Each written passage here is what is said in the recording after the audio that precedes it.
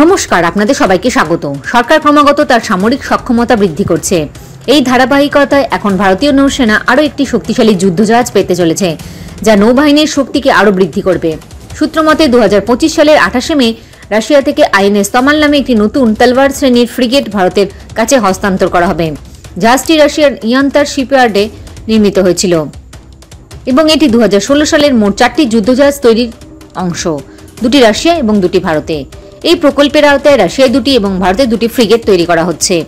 INS তমাল আনুষ্ঠানিকভাবে 2025 সালের June মাসে ভারতীয় নৌবাহিনীতে অন্তর্ভুক্ত হবে, যা নৌবাহিনীর জন্য একটি মাইলফলক হিসেবে প্রমাণিত হবে। এর ফলে সামুদ্রিক খাতে দেশের শক্তি আরও বৃদ্ধি পাবে। বহুমুখী স্টিল যুদ্ধজাহাজ আইএনএস তমাল একটি আধুনিক গাইডেড মিসাইল স্টিলথ ফ্রিগেট, যা একই সাথে আকাশ জল ভূপৃষ্ঠে আক্রমণ করতে সক্ষম।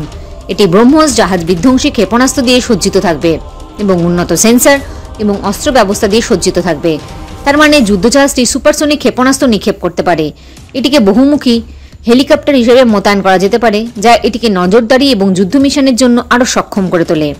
মেক ইন ইন্ডিয়ার দিকে আরেকটি বড় পদক্ষেপ আইএনএস তমালকে ভারতের শেষ আমদানি করা যুদ্ধজাহাজ হিসেবে বিবেচিত করা, কারণ ভারত এখন দেশীয়ভাবে তার যুদ্ধজাহাজ ডিজাইন এবং নির্মাণের উপর মনোযোগ দিচ্ছে। প্রকল্প 1135.6 এবং ভারত রাশিয়ার সহযোগিতায় 2016 সালে ভারত ও রাশিয়া 4টি স্টিলথ ফ্রিগেট তৈরির জন্য একটি চুক্তি স্বাক্ষর করে।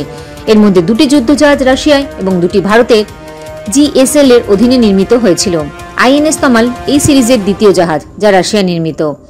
ভারতীয় নৌবাহিনীর নতুন সদস্য কেবল নৌশক্তিকেই বৃদ্ধি করবে না, বরং দেশের সামুদ্রিক কৌশলকে আরও শক্তিশালী করবে।